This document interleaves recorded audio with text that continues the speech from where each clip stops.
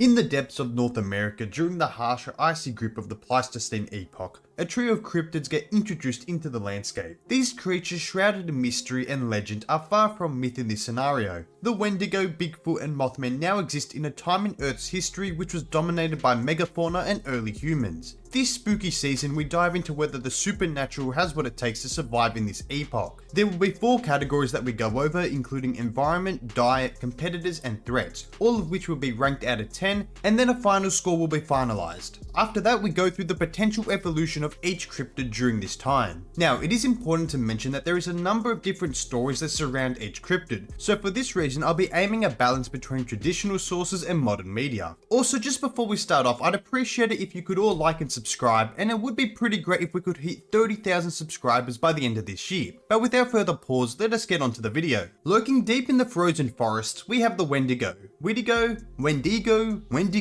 however you would like to pronounce it, this thing was terrifying. It originated from the Algonquin folklore, being said to be born from a person that commits the act of eating another. Standing it at around 2.1 to 4.5 meters or 7 to 15 feet in height, it was described to have an emaciated frame, with its skin looking contorted and stretched. This would put it in at around 226 kilograms or 500 pounds. With enhanced physical capabilities, it is said to move at around 80 kilometers an hour or 50 miles per hour. It is believed to have the ability to mimic voices as well as distort the distance of said noises. The fact this creature is fast, aggressive, durable and capable of regenerating from minor injuries makes it a terrifying monster to throw into the past. Moving into some other dense forests of the Pleistocene, we find another massive figure which roams. Bigfoot, also known as Sasquatch, is a towering figure which stands at around 1.8 to 3 meters or 6 to 10 feet tall and a weight close to 360 kilograms or 800 pounds. Now, the origin of this hairy man is far more general than the other two, this being because many cultures throughout history have described a hairy wild man looking creature. Eventually, these stories combined into the cryptid we now know as Bigfoot. Despite being robust, they are said to have high knees, being capable of moving at around 56 kilometers an hour or 35 miles per hour. Its thick matted fur also allows them to blend into the shadows of the trees. Known to have gorilla-like strength, this primate can maneuver small boulders, tear down small trees, and is able to take down medium-sized prey like deer. Though primarily a solitary and peaceful creature, when threatened, it is said to throw objects like rocks to intimidate others, but it would still prefer to remain hidden and leave an area before engaging in any conflict. This giant primate is a classic and a must-have in this video. Unlike the grounded terror of the other two, Mothman is a creature of the skies. We do know that he originated from Western Virginian folklore, with its very first report going back all the way to November 1966. Mothman is a humanoid figure with dark leathery wings and glowing red eyes, standing nearly 2.1 meters or 7 feet tall, with a wingspan of 3 meters or 10 feet and a weight of 157 kilograms or 346 pounds. This thing would become the largest flyer in the Pleistocene. However, Mothman is mysterious at best, as some speculate it to be a harbinger of death, while others believe it to be a thing to warn people before said disaster.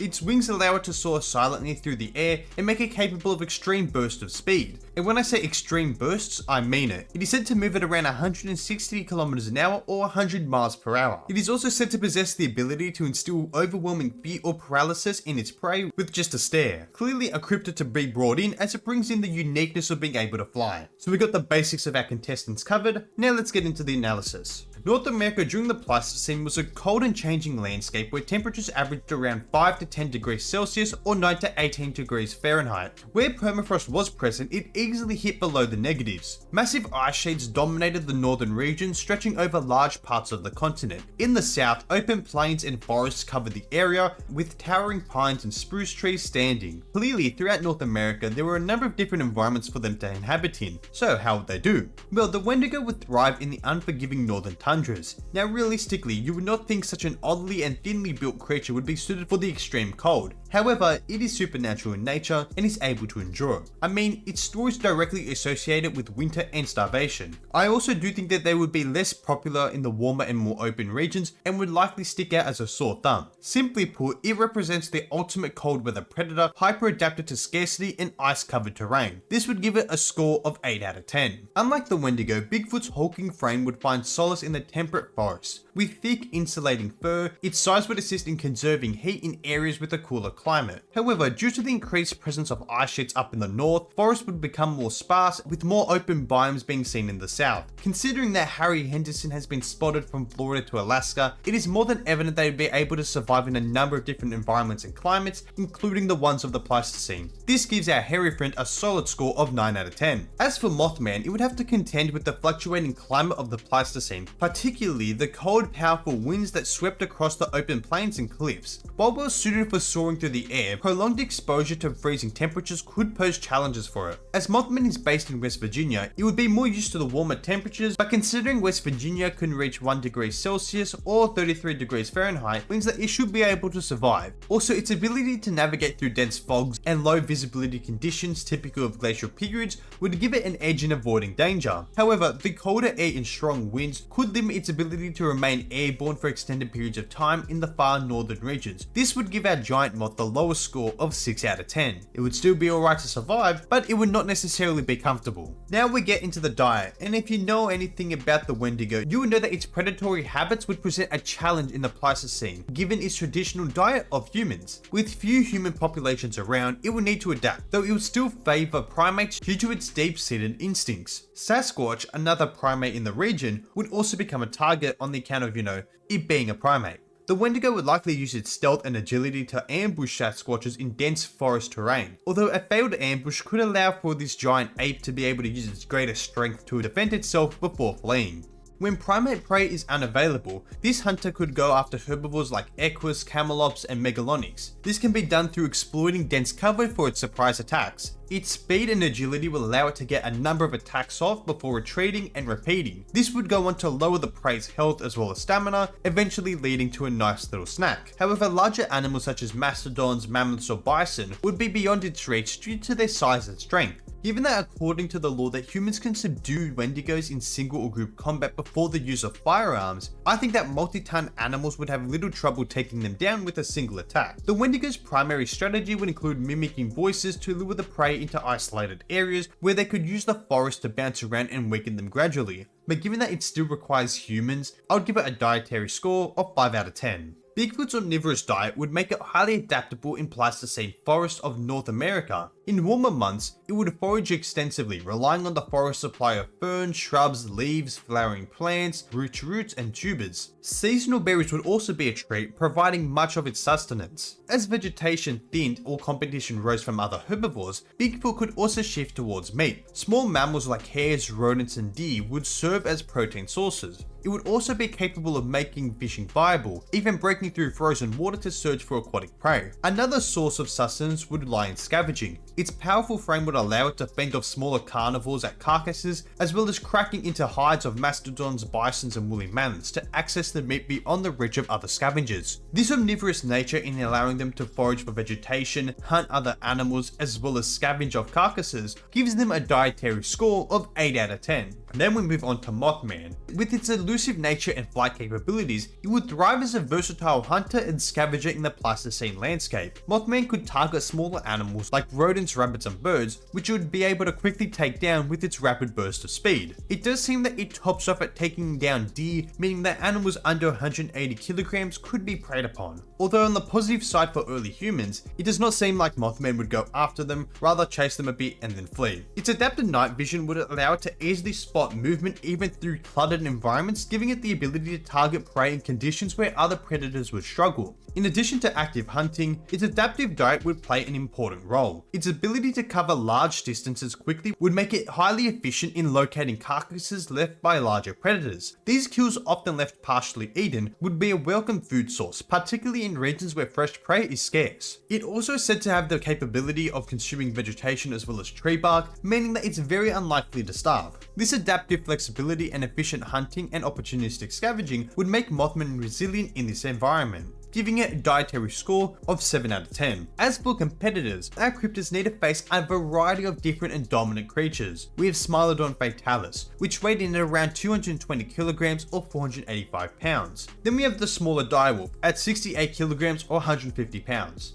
Yeah, I don't think that one's going to be too big of an issue. We also have the American lion, reaching at around 400 kilograms or 880 pounds. That one is definitely an issue. Finally, for the predators, we have the short-faced bear, which weighed in at around 900 kilograms or 2,000 pounds, and could even stand at 3 meters or 10 feet tall when standing on its hind legs. Now, I don't think any cryptid would want to mess with that. Other potential competitors for our omnivores include the 7-ton mastodon, 6-ton woolly mammoth, 1.5-ton bison antiquus, and the 1-ton megalonyx. The Wendigo, a brutal competitor, would have to face fierce competition against the top carnivores of this era. Its aggression and pain tolerance would set it apart, making it less likely to back down compared to typical animals or even other cryptids. Against dire wolves, the Wendigo would dominate easily as they lack the necessary size, strength, durability, speed, and the rest of the stats to compete. However, with Smilodon and the American lion, things get a bit tricky. In dense environments where the Wendigo would have the advantage with its agility and stealth, it could wear down these big cats over time, tipping the odds in its own favour. But in open confrontations, the cat's raw power, claws and teeth would deal severe damage, turning it into a 50-50 battle. I think it really depends if you think that the cryptid has the output to take down a cat like this, because we know that blood loss wouldn't necessarily slow it down, so I mean, I guess it really just depends on what you swing the favour towards. Although I think it is a scary creature for humans to face, it does not necessarily have the weaponry to compete with these bigger cats. Most likely though, the big cats would avoid areas that this creature inhabited, as due to its overly aggressive nature and insane endurance would make it not worth the risk. Then we get onto the short-faced bear, and despite the Wendigo being tall, quick and agile, it still lacks the weight and strength required to move this titan. Seeing that Wendigos aren't entirely animalistic, I think that they could learn to ignore them. I mean, we have to take into consideration the lore. According to the Lewis and Clark expedition, they were told by the native people that it required at least 8 to 10 men to take down a grizzly bear, with William H. Ashley calling a grizzly bear indestructible. Now compare that to the legend of the Wendigo, and we see that singular or even small groups of people are capable of taking them down. It seems that the grizzly bear was on the same level, if not greater than that of the Wendigo. Then when we talk about the short-faced bear, which was significantly larger, stronger, and just, well,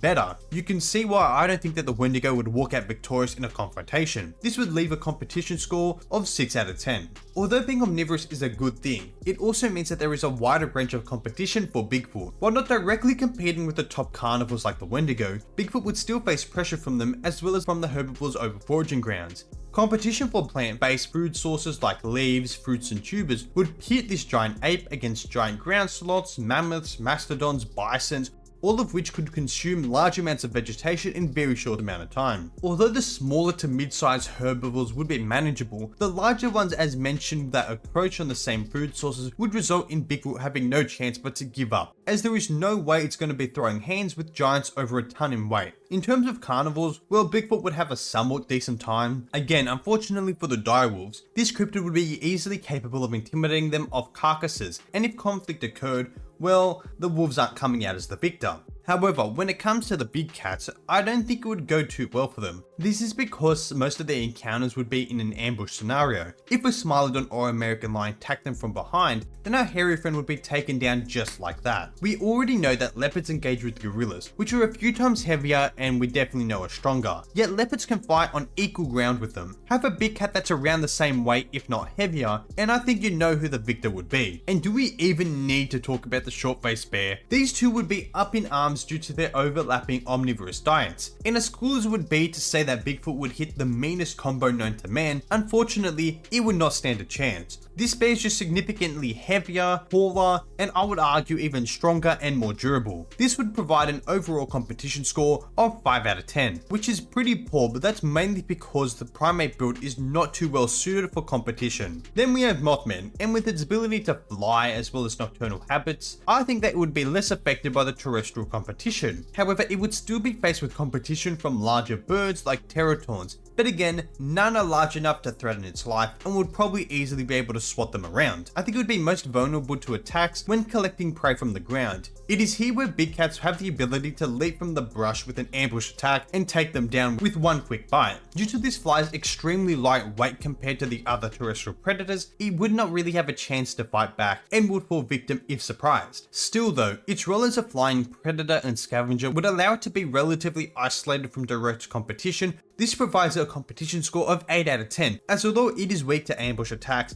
its speed would allow it to quickly pick up these carcasses before flying to safety. So now we go on from competitors to pure threats. And there is one common threat for all of these cryptids, this being humans. For the Wendigo, expansion of human populations across North America would be an issue, as they would be the only species that would actively hunt them. According to the stories, it seems that this cryptid is most vulnerable to fire. However, severe injury to the heart or brain is still able to incapacitate it, although not necessarily end them. Early humans equipped with weapons, fire, and good old-fashioned teamwork could exploit and take down this cryptid. However, they would need to hunt in groups, as one-on-one the Wendigo would more likely than not speed blitz them. This gives the Wendigo a threat score of 6 out of 10, because as fierce and impressive as it is, it would be neutralized by human ingenuity and teamwork. Plus, the fact that a main portion of its diet would rely on other humans means that it would be actively hunted until the humans made it extinct. Bigfoot, being more elusive and passive, would still face some sort of challenges from the humans, as territories as well as diet would overlap. Human expansion could lead to direct competition for resources, with foraging grounds and prey becoming scarce, as humans would have claimed the best territories. I don't imagine Sasquatch to be the type of creature to aggressively contest humans, rather it would avoid direct conflict by retreating into deeper and more dense regions in order to protect itself. Human fear, or possibly the odd aggressive Sasquatch, could lead to targeted pursuits. There is also the issue of being hunted by Wendigos, however this could be solved through the creation of small communities, as well as moving towards the south where they'd be less prevalent. Bigfoot's intelligence, elusive nature, and overall passiveness allows it to be capable of avoiding direct confrontations from humans as well as Wendigos, earning it a resistance to threat score of 7 out of 10. For Mothman, I think it would be in the most unique situation, as although it would not be a direct problem for humans in terms of space and diet, I think there would be a superstition to emerge from its presence which could cause some issues. The fact they could cause mass hysteria, as well as being known as a bad omen, could result in it being pushed out of territories. For Mothman, I think it would be in the most unique situation out of all of these other cryptids, due to the fact that it would legitimately not really be a problem for the people. Humans already associate Mothman with bad omens, so I do think that the ones in the past would also have the same association. They may actively seek to eradicate it if spotted, but again, due to its ability to cover large distances, it means that it would be able to avoid confrontation and be relatively safe. The only way I think it would be taken down is if it was distracted or there was a specific trap made for it. As a result, Mothman receives a resistance to threat score of 8 out of 10. So now we go on to the final scores. In third place, we have the Wendigo with a score of 6.25 out of 10. Now, could it be successful? Yes.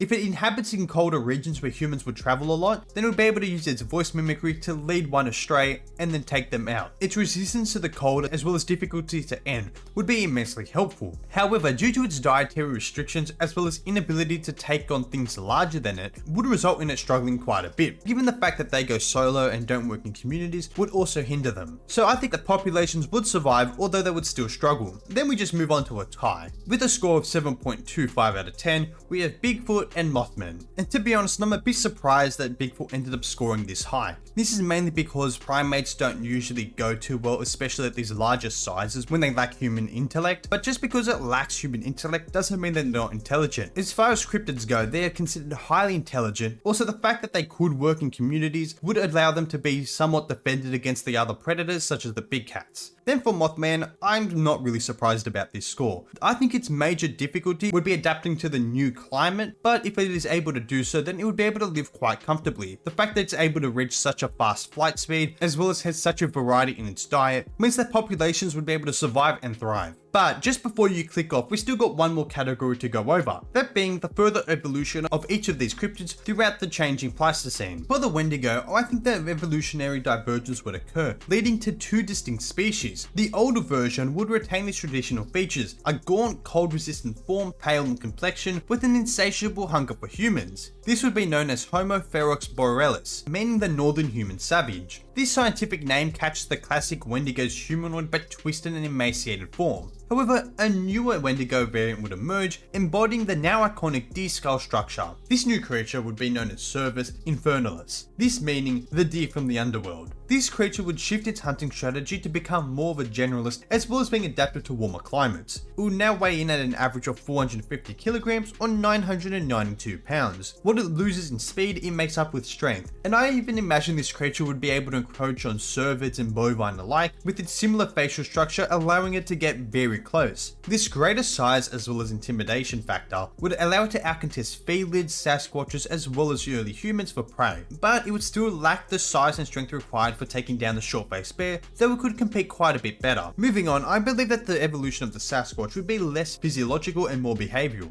It is now given the scientific name Gigantopithecus americus, first part obviously being named after the real word Gigantopithecus, and Americus, well, America. Its large robust body would allow it to be well suited for cold climates and diverse ecosystems, making it highly resilient in the environment of the Pleistocene. Where I think its behaviour would develop is in its relationship with early humans. I think that this relationship would be forged out of the shared issues with the Wendigo American lions and short-faced bears. While humans would contribute intelligence, tool creation and group coordination, a small community of Sasquatches would be able to offer the manpower, well, Sasquatch power required to take down larger predators as well as hunting larger herbivores. I mean, think about it. Imagine a Sasquatch wielding a weapon like a spear while attempting to hunt a mammoth with a group of humans. I even imagine that the hunting raids created for Wendigos would be assisted by the Sasquatches due to their shared hatred. The Sasquatches would assist through their enhanced senses to track them as well as the brute force for the battle. They'd even be able to communicate using basic vocalizations as well as hand gestures, creating a unique interspecies cooperation where both parties gain something from the other's strengths. I arguably think that this is the coolest evolutionary pathway for our giant friend. Then our lucky last. In this cooler environment, Mothman would adapt to enhance its ability to withstand extreme weather, particularly the frigid lengthy winters. It would be given the name Nyctophilomorpha terribilis, this meaning terrible night-loving form. Mothman would slowly develop features such as denser, heat-retaining fur, and larger, more resilient wings adapted for gliding on strong winds. It would also be able to change its pigment from the known black, which assists it in camouflaging during the night, to white, which would assist it in snowy environments. This new Mothman's height and night vision combined with thermoregulation adaptations would allow it to hunt during extended dark winters, keeping it elusive and efficient in resource scarce periods. So each cryptid's survival in Pleistocene North America would hinge on its unique adaptations and ability to outmaneuver not only the prehistoric megafauna which roam the land, but also the encroaching presence of humans.